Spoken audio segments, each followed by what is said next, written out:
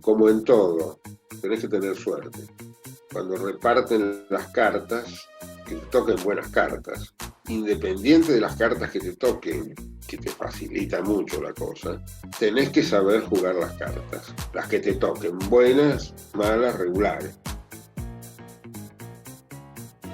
Bienvenidos a Pathfinders 50 Plus. Bienvenidos a todos. Bueno, hoy muy contento. Es muy lindo traer a Raúl Arizaga. Raúl Arizaga es neurólogo con especialidad en envejecimiento cerebral y deterioro cognitivo. A sus 76 años continúa trabajando activamente en su profesión. Además vamos a ponerlo que es el padre de Nachito Arizaga, quien nos acerca la propuesta de entrevistar a Raúl y nos motiva muchísimo la idea de tenerlo acá por todo, por su trabajo, por lo que hace, por su historia de desarrollo profesional y por lo que nos puede aportar como Pathfinder 50 Plus, como gente de más 50 que buscamos seguir y empujamos la idea de seguir trabajando y seguir teniendo proyectos más allá de los 50. Él es un ejemplo claro en esto y bueno, no puedo más que darle la bienvenida a Raúl y las gracias de darnos esta posibilidad, Raúl. Bienvenido, Raúl. Un placer tenerte acá en Pathfinders. Bueno, gracias Alejandro. Realmente un gusto estar con ustedes y agradecerle también a Nacho que me promocione así. Bueno, y le mandamos un saludo a Nachito también de paso. Bueno, Raúl, Obvio. ¿qué es un neurólogo? Un neurólogo es un médico que se ocupa de las enfermedades orgánicas del sistema nervioso. Un poco es la diferencia con el psiquiatra tradicional. Se ocupaba más de problemas no orgánicos, se creía, del cerebro, y nosotros los neurólogos nos ocupamos de las enfermedades orgánicas, es decir, aquellas que producen alguna lesión importante que se ve o lesión muy sutil que no se ve a simple vista y que de pronto está a nivel molecular.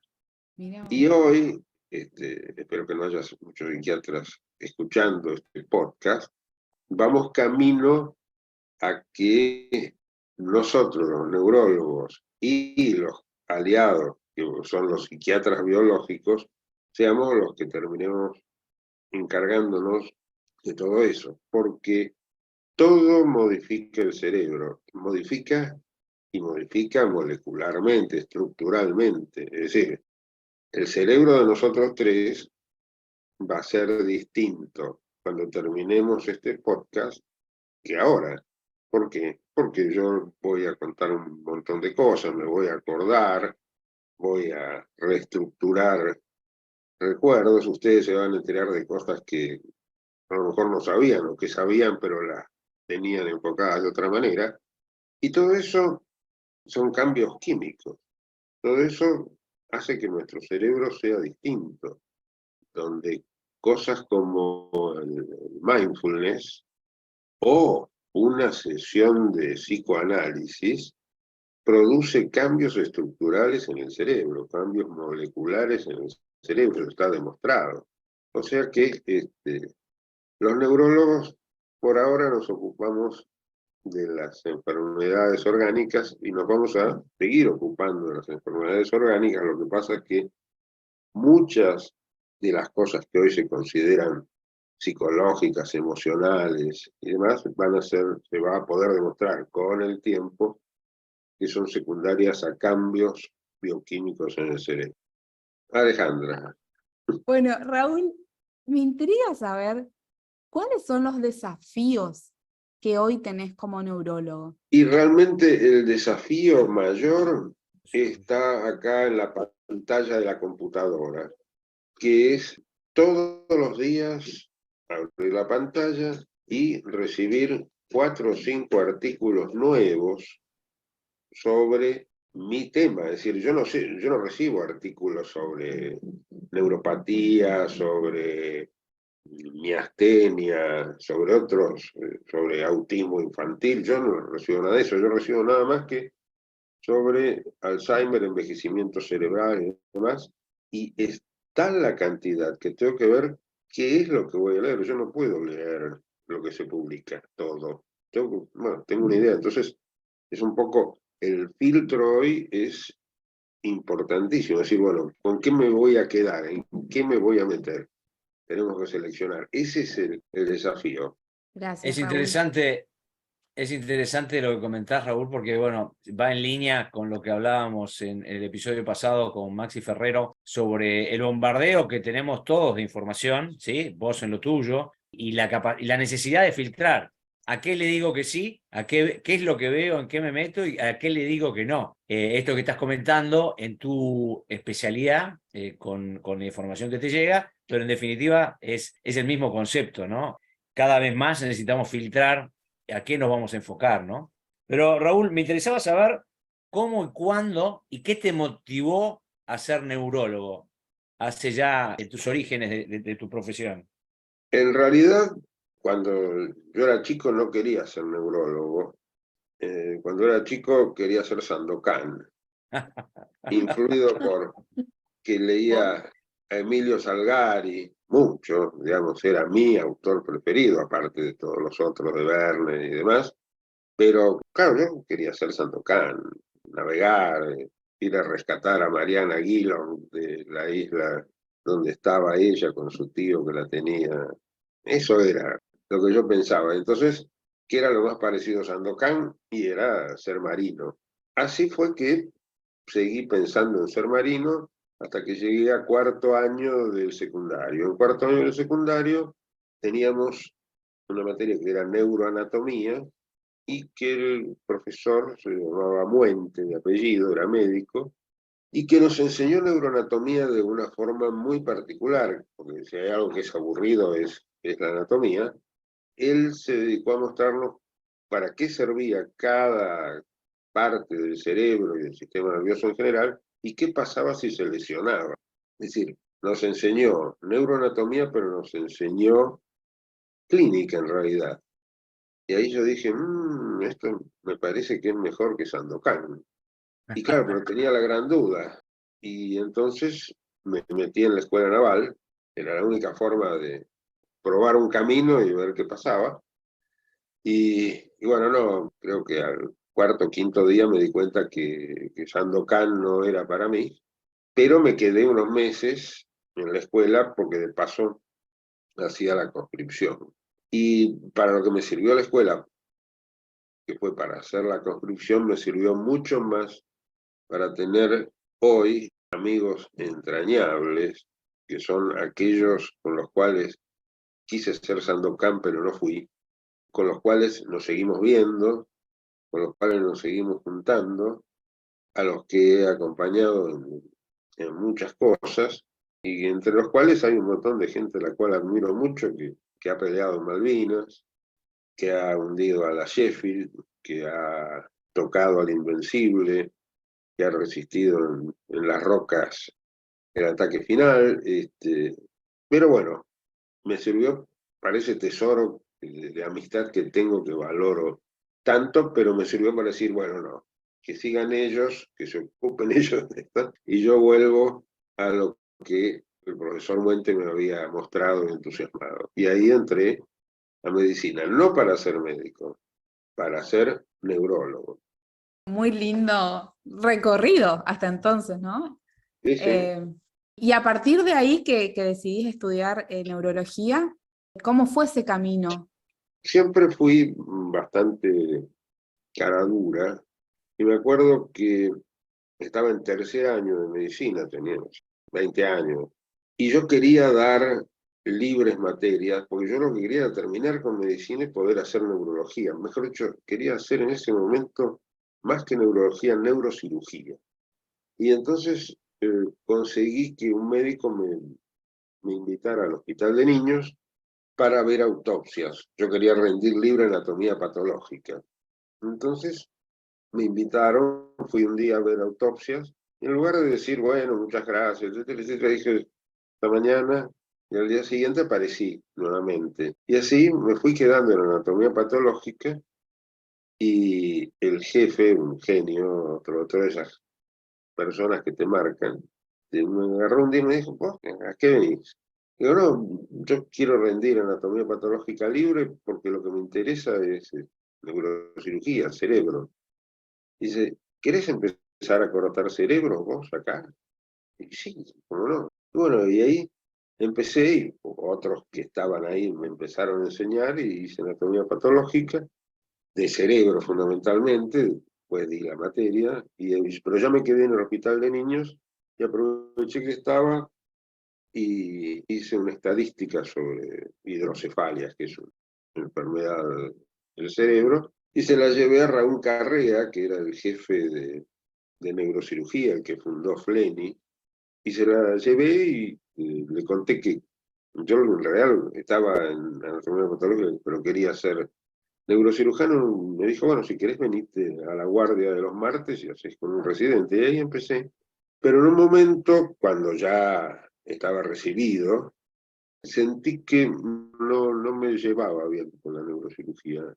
Era mucha adrenalina, pero yo quería algo más reposado, más de dedicarme a estudiar mecanismos.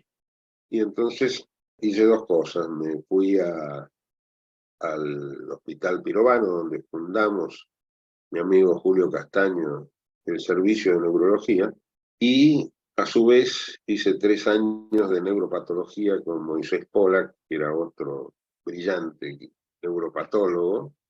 Me formó en la investigación, en el microscopio, así que hice toda una mezcla de clínica neurológica, de adrenalina neuroquirúrgica y investigación con el microscopio. Después seguimos con el servicio que fundamos, que salimos de cero y llegó a ser un servicio realmente importante. Y Raúl, hoy, ¿cómo es tu dedicación a la neurología? Hoy, como te decía, estoy dedicado fundamentalmente a estudiar el tema envejecimiento cerebral y deterioro cognitivo y demencias. Nosotros tenemos una característica que es que tenemos 2 pulmones, 2 riñones, un hígado. No tenemos un cerebro. Nosotros somos nuestro cerebro. Es decir, nunca va a haber un trasplante de cerebro, nunca. ¿Por qué? Porque lo que podría llegar a haber es un trasplante de cuerpo, pero el cerebro sigue siendo el mismo. El cerebro es el que hace que uno como individuo y toda la especie humana, su evolución, haya llegado a donde llegó, y eso es un continuum, ¿no? Esa plasticidad cerebral que se va transmitiendo por epigenética de generación en generación se nota. Hay estudios que muestran que cada década se mide el cociente de inteligencia, y el cociente de inteligencia ha ido creciendo década a década, desde 1920 que se empezó a medir hasta ahora. Digamos, alguien que hoy sería de la mitad de una distribución, digamos, que sería de la mitad de la clase, en 1920 probablemente hubiera sido el mejor alumno. ¿Por qué? Porque esa evolución, esa plasticidad que hablábamos hace un rato, se transmite epigenéticamente. Es decir, por eso uno ve los chicos hoy y piensa, compara con lo que eran nuestros hijos y con lo que éramos nosotros, y realmente es una diferencia total. Antes decían, y un chico se sienta a los 3 meses y se ríe a los 3 meses, se sienta a los 6 y camina al año. Eso ya no vale más. Los chicos hoy caminan antes y se ríen muchísimo antes y se sientan y hacen cosas que, bueno, eso es epigenética, eso es evolución. Raúl, yendo a hoy, ¿qué cosas deberíamos hacer a modo preventivo para cuidar justamente yo creo que es inevitable el deterioro cognitivo, porque a modo que vamos creciendo, bueno, nuestro cerebro es como que se va gastando también, pero bueno, ¿de qué manera nosotros podemos trabajar preventivamente para mantener esta salud mental?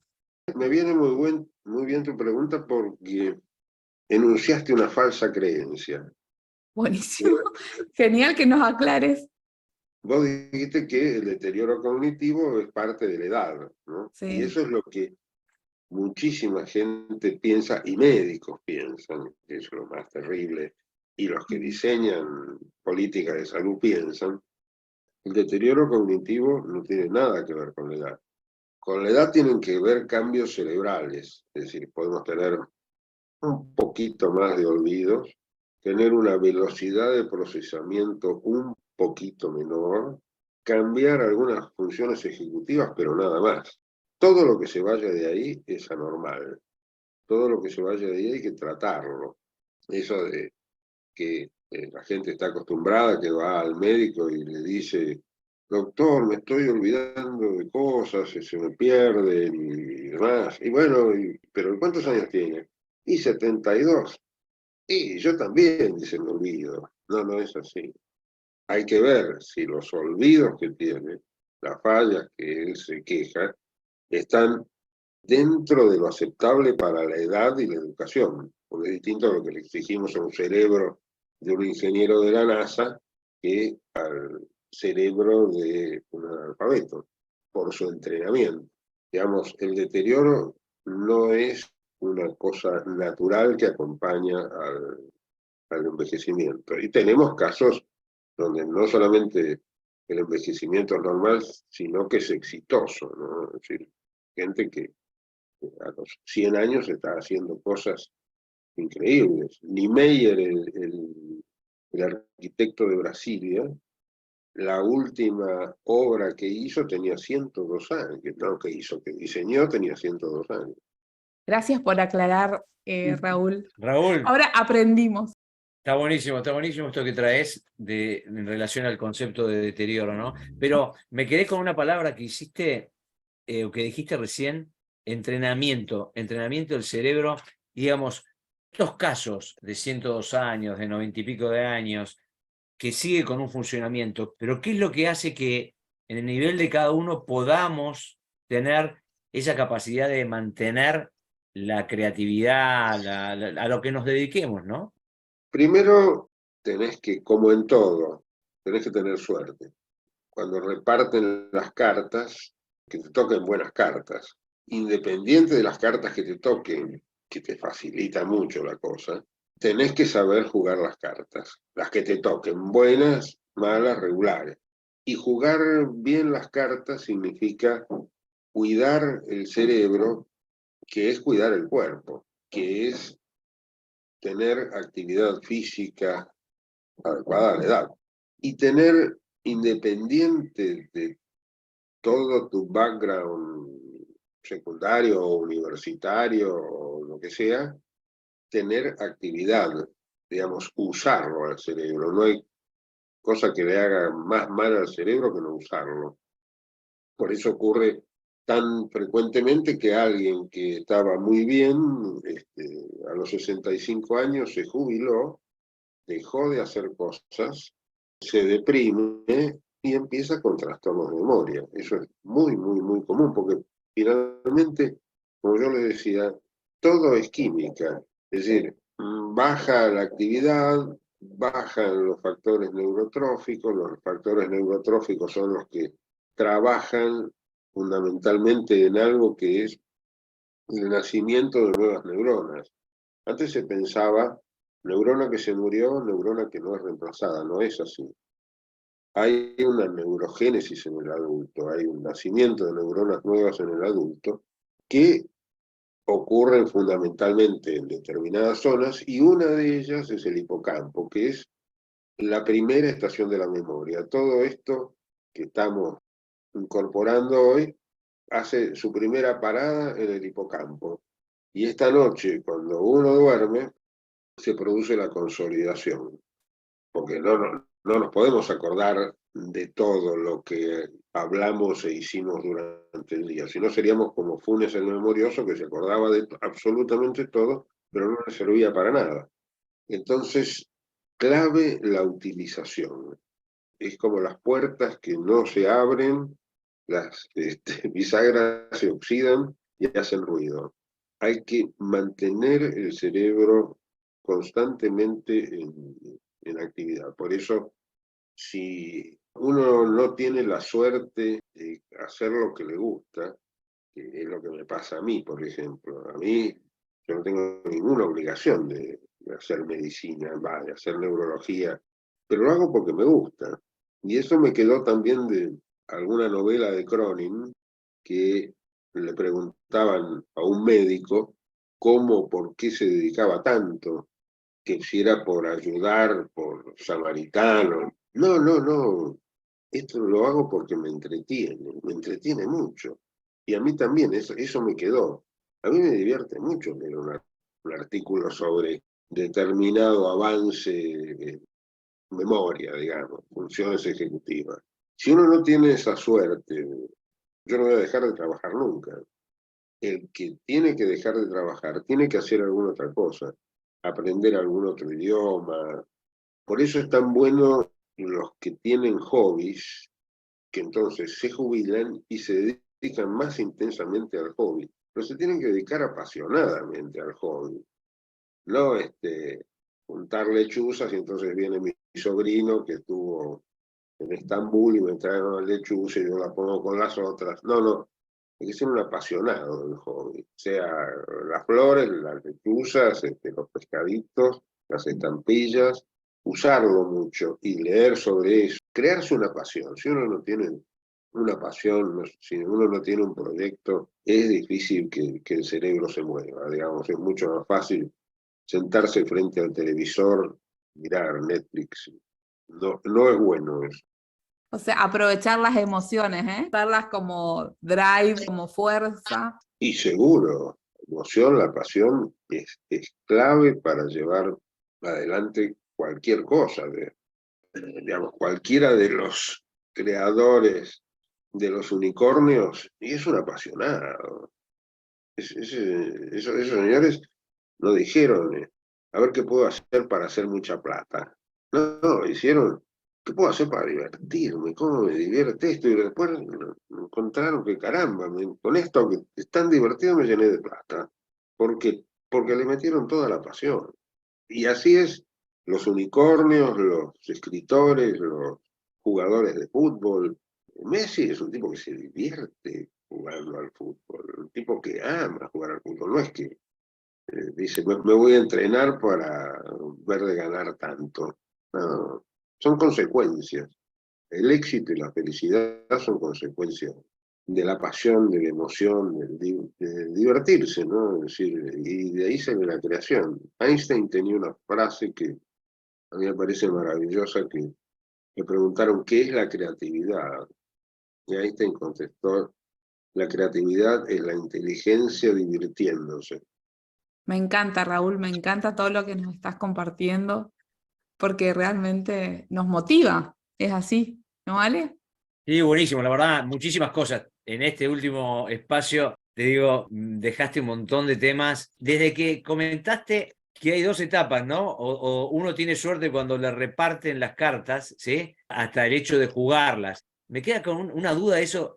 ¿Qué es el repartir las cartas en nuestra función cerebral? ¿Qué significa? ¿Con qué lo vinculás? Y repartir las cartas es, el cerebro es una máquina muy compleja que tiene casi 100.000 millones de neuronas, que a su vez cada una de ellas tiene 3 o 4.000 conexiones con otras neuronas, más otras células que ayudan y colaboran. Y entonces eso, la cantidad de neuronas, cómo están distribuidas, cómo viene el cableado en los circuitos, todo eso está muy determinado por los genes. Y resulta que, y bueno, los genes ponen la mitad papá, la mitad mamá, se mezclan y te tocan los que te tocan. Y eso lo ves en que hay familias de muy inteligentes, y aparte vos ves, decís, que yo, los Bach eran todos músicos. ¿Por qué? porque dijeron, mira que me parece que es conveniente porque el abuelo... No, es porque lo tenían adentro, porque la música les nacía de adentro y no porque le metían la música de afuera para ser famosos. Raúl, y ahí quiero hacer como un zoom y quiero preguntarte, ¿cuál es el porcentaje? ¿Cuánto influimos nosotros? O sea, venimos con una carga genética, pero después, ¿cómo se compensa para llegar a cubrir todo ese porcentaje de nuestra propia experiencia, lo que vamos aprendiendo? ¿Cuán modificable es eso? ¿O se construye sobre lo genético?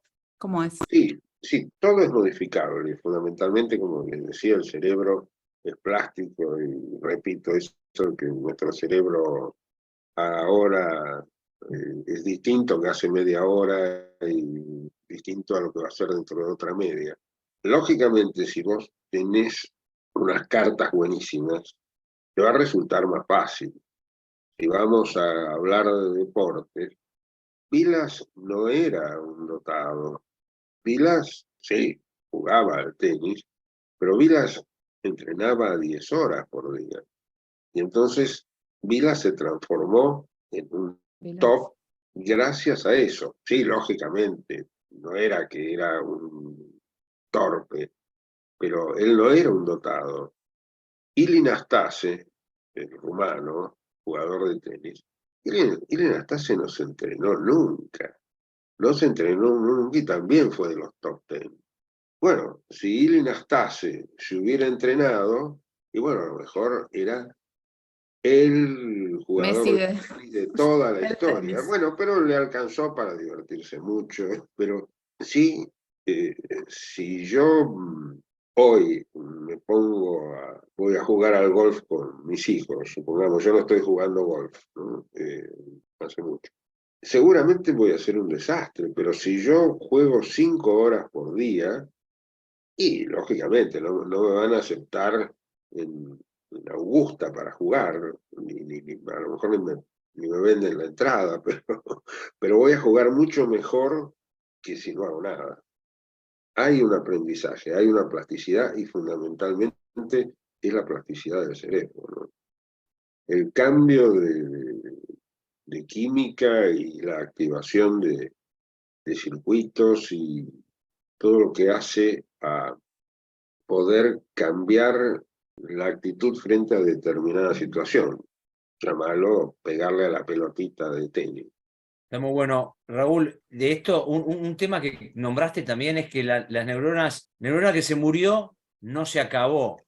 Este es otro preconcepto, por lo menos que yo tenía, que cuando se iban muriendo las neuronas ya no había reposición, y me parece que vos claramente dijiste que hay que digamos se siguen generando nuevas neuronas a lo largo del tiempo, ¿no?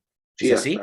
es así, hasta último momento hay lo que se llama neurogénesis adulta. Es decir, aparecen nuevas neuronas fundamentalmente en dos zonas, una de ellas, les decía, el hipocampo, el de la memoria, pero eso también tiene que ver con cómo ayudás vos a la neurogénesis adulta. Hay algo que son especie de hormonas, llamémosle entre comillas, que son los factores neurotróficos. Los factores neurotróficos, entre otras cosas, son los que mantienen la vida de las neuronas y los que facilitan que nazcan nuevas neuronas. Resulta que los factores neurotróficos se caen en la depresión, entonces, por lo tanto, impacta en la neurogénesis, digamos, disminuye la neurogénesis, y la otra cosa que aumenta los factores, es decir, cuando le damos un antidepresivo, una de las cosas que ocurren es que aumentan los factores neurotróficos. Entonces, cuando nosotros estamos tratando una depresión, estamos evitando a la larga un deterioro cognitivo. Y la otra cosa que aumenta los factores neurotróficos es la actividad física. Los deportistas, aparte de tener músculos más marcados y ser más rápidos, si uno les hace una resonancia magnética, los hipocampos de los deportistas son más grandes que el resto. Y eso es por los factores neurotróficos. Por el entrenamiento que llevan. Claro, Y entrenan ambas cosas, entonces, entrenan ambas físicamente cosas. y el Entrenan cerebro. ambas cosas y aparte el cerebro es tan maravilloso que uno ve los chicos jugando, los chicos de 5, 6, 7, 8 años jugando al fútbol y se sorprenden, son mucho mejores que lo que éramos nosotros. Fundamentalmente yo como una bestia, pero digamos, mis hijos que son muy buenos jugadores de fútbol, los nietos son muy superiores. ¿Por qué? Y porque aparte que juegan, mis hijos también jugaban, hay una cosa que son los jueguitos. Los jueguitos de fútbol, es increíble cómo les arman a los chicos la capacidad de ver la jugada, de saber para dónde seguramente tienen que pasar la pelota, porque sin verlo ya se imaginan que como en el jueguito hay un compañero en tal lugar. Entonces tienen otro esquema.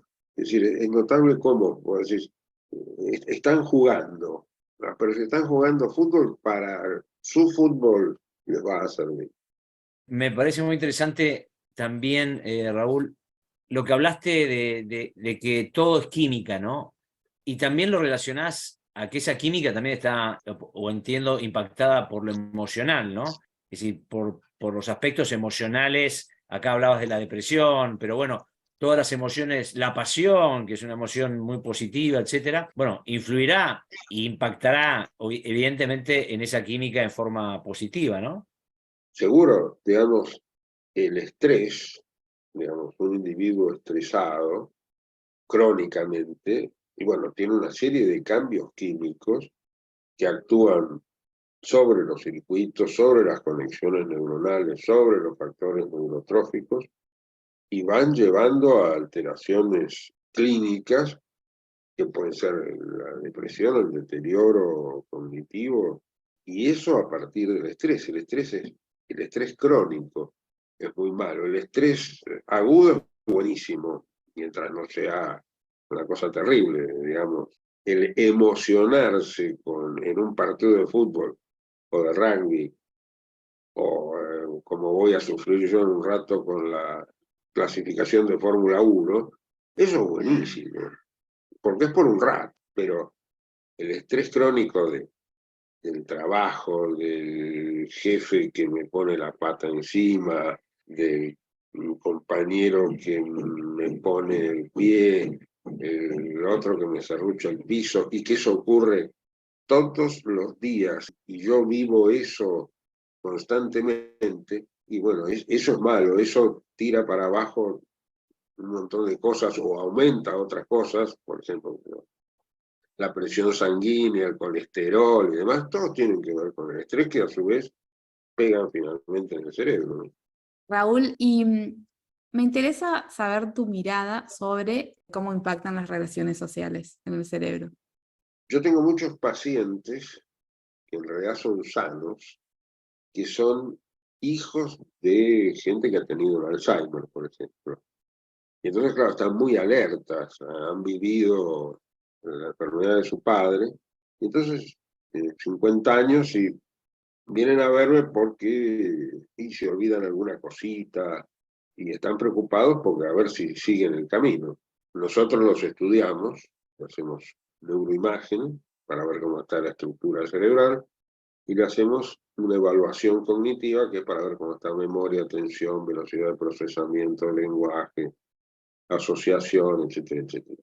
Una vez que los evaluamos y le decimos, no, quédese tranquilo, usted está perfecto. La pregunta siguiente es, doctor, ¿y qué puedo hacer para seguir estando perfecto?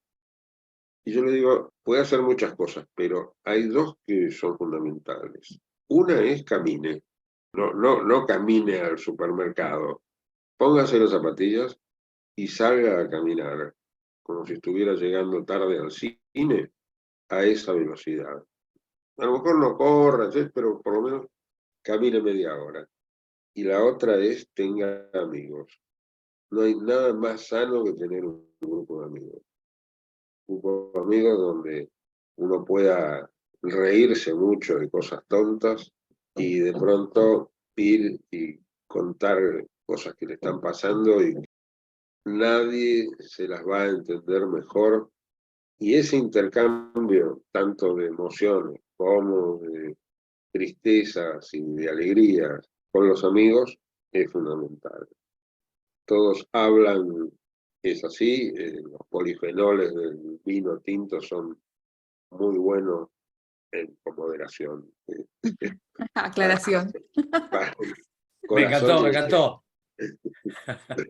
para el corazón y el cerebro, pero ese buen efecto se multiplica mucho más si está con 5 o 6 amigos tomando.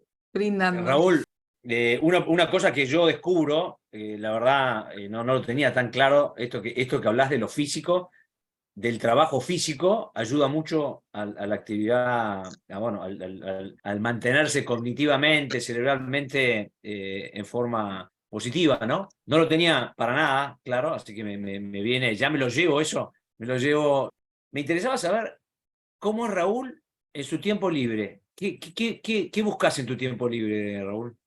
En mi tiempo libre, digamos, muchas veces en mi tiempo libre aprovecho para leer algo que no tuve tiempo de leer sobre lo mío y me encanta mi tiempo libre imaginarme proyectos que a lo mejor no pasan de ahí del papel, pero les pongo mucha Buenísimo. dedicación, como si realmente fueran a salir, como si caminaran.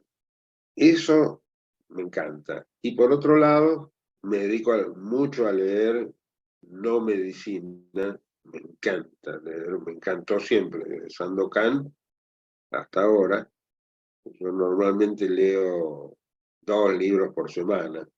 Yo me despierto por ahí a las 2 de la mañana porque hubo un ruido o porque quiero ir al baño e inmediatamente agarro el libro. Es decir, no me vuelvo a la cama a pensar, sino que me vuelvo a la cama a leer. Me encanta leer, digamos. ¿Y qué tipo de lectura te gusta leer? Es como la música, toda que sea buena, digamos. Ahora en este momento estoy leyendo un libro de Arturo Pérez Reverte que se llama Sidi, que es una parte de la vida del Cid Campeador, personaje que también siempre me llamó la atención, tal es así que mi hijo mayor se llama Rodrigo, así. Mira Pero vos. bueno, justo ahora lo retomé, pero leo de todo, leo. Y si le tuvieras que recomendar un libro a tu nieto, un libro que pueda ser de impacto positivo, ¿qué le recomendarías que lea? Uh, es complicado. Es complicado porque vos me haces la pregunta y se me vienen libros y libros y libros. Porque de cada libro podés sacar algo. Cada libro podés sacar una experiencia, podés sacar una cosa que te apasiona, que te hubiera gustado ser, que las historias de la Guerra Civil Española o lees la historia de Alejandro Magno y todo te motiva. Digamos, no así si me hubieras preguntado qué película, ahí Ujú. sí, no tengo ninguna duda, hay ¿Cuál? muchas. Bueno, pero ya que está. Pero si yo tuviera que elegir una película es Sorba el Griego. Mira Sorba vos. el Griego, una, porque es una maravilla de cómo está hecha. Y dos, que en Sorba el Griego te demuestran cómo hay todo un proyecto, hay toda una construcción para explotar una mina y cuando la van a inaugurar se cae todo. Ese proyecto fracasa y en lugar de lamentarse, Alan Bates y Anthony Quinn bailan la danza de Sorba y se ríen de las caras de los monjes cuando se venía abajo todo. Es decir, poder fracasar en un proyecto quiere decir que podés después empezar otro. El no llorar a mí me parece totalmente recomendable. Me encanta la visión esa y la película que traes está buenísima y también habla de la pasión, ¿no? También esto que comentabas antes con la pasión, ¿no? Claramente la lectura también es otra cosa que seguramente nos ayuda a mantenernos cognitivamente y haciendo relaciones Y esto es buenísimo, esto que traes también, Raúl, de tu interés en imaginarte proyectos, ¿no? Nosotros trabajamos mucho y hablamos mucho de proyectos en este podcast de Pathfinder 50 Plus, y vos, más allá de ejecutarlos o no, haces el ejercicio de imaginarte proyectos y pensar en proyectos que, no sé, algunos los llevarás adelante, la gran mayoría no, pero ya solo ese ejercicio es algo muy, muy, muy positivo, ¿no? Sí, sí, la aventura en el papel nomás es apasionante, es gratificante. Y poder imaginarse, bueno, pero si no se consiguiera esto, lo podría reemplazar con esto. Nada de eso ha ocurrido, nada de eso ha ocurrido, está ahí en el papel nada más. Y a lo mejor no pasa de ahí, pero es muy lindo. Porque vos sabés que hay alguien que decía que pasado situaciones, muchas situaciones dramáticas en mi vida, algunas de ellas han ocurrido realmente. Es decir, Muy bueno, muy bueno, Interesante, muy bueno. espectacular. acá sería al revés, ¿no? He tenido proyectos buenísimos, algunos los hice. Raúl, y hablando de disfrute, que lo mencionaste, ¿qué disfrutás hoy con tus hijos y qué disfrutás con tus nietos?